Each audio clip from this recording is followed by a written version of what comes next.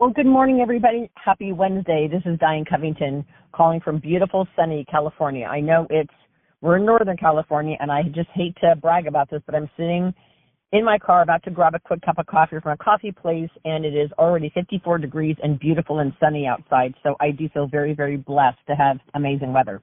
So let me ask you a question.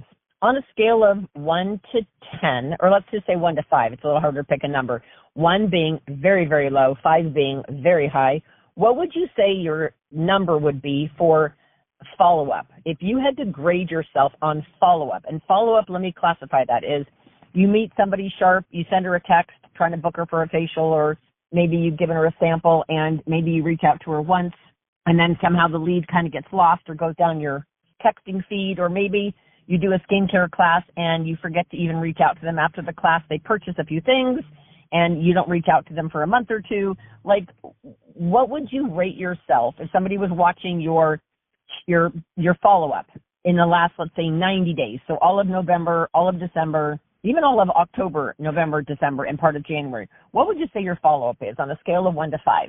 My guess is that the majority of you are going to pick 1, 2, or 3. So let's talk about that. Do you know it costs you 4 times more money to go get a new customer than it does to retain the one you have? Now, hear my heart on that. Just think about that. It costs 4 times more money and effort for you to go out, meet somebody. Not that I'm not saying don't do this, but just hear me out.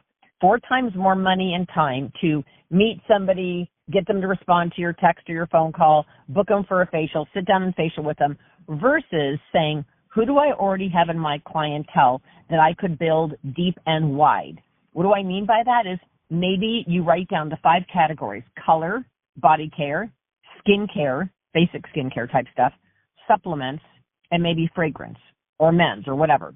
And maybe you're like, okay, so my goal is every other month to focus on one of those categories and see how many of my clients, like let's say the whole month of February, you focus on fragrance. Do all of your customers even know we sell fragrance? Are you spraying fragrance on tissue paper and wrapping your reorder gifts with it? Like, what are you doing to expose them? So what if you just took the clientele you had?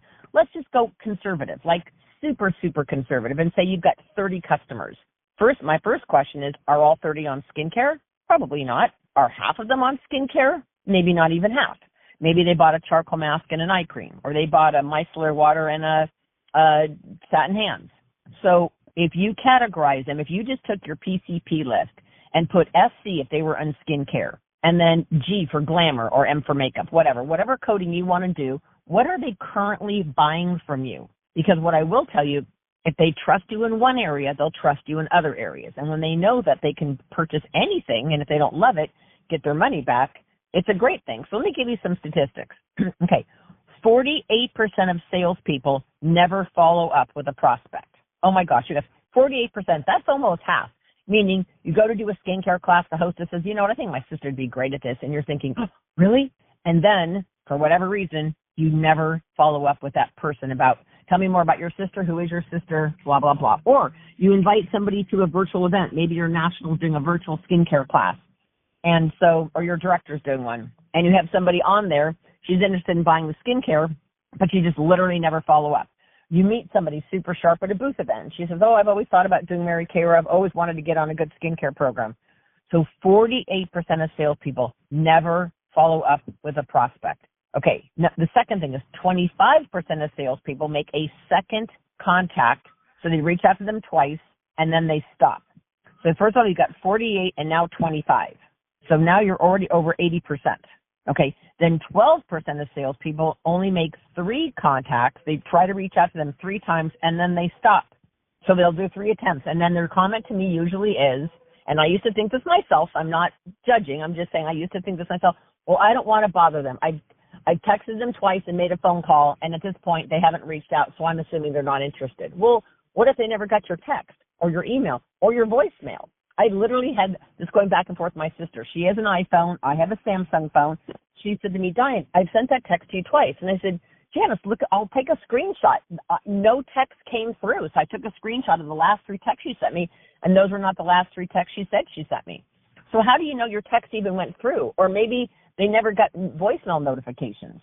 So get this, only 10% of salespeople, 10%, make more than 3 contacts. Only 10%. Okay? So now with that in mind, are you willing to be that 10%? Can you change that this month? And if you do it this month, it'll get easier next month and then the next month. Now, these stats will blow you away. 2% of sales are made in the first contact. 2%. So when you meet that woman at the coffee shop, she literally says to you right there on the spot, yes, I'd love a facial. You text her an hour later and you book her for a facial. Okay, that only happens 2% of the time. So if that's happened to you, or the very first time you meet somebody, she purchases something, then do the happy dance, because 2%. Okay, so if you did that with 100 women, 2 out of 100 are going to buy on that first appointment. Now, this is interesting. 2% of sales are made on the second contact. So you've got 2 on the first and 2 on the, or excuse me, 3%. Sorry, 3% of sales are made on the second contact. So that is so far now only 5%.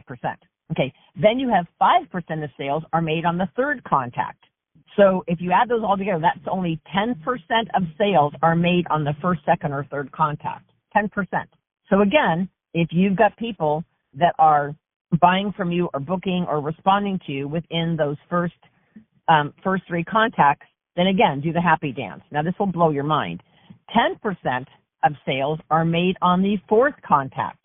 Okay, now if you add all of that together, right, that's 15, 16, 17, 18, 19. That's about 20% of sales are made on the first, second, or third, or fourth contact. Only 20%, but it's those that are you. There's the and then some. So 80%, gang, tattoo this on your forearm. 80% are made on the 5th to 12th contact. Now, if they text you back and say, I'm not interested, thank you anyway.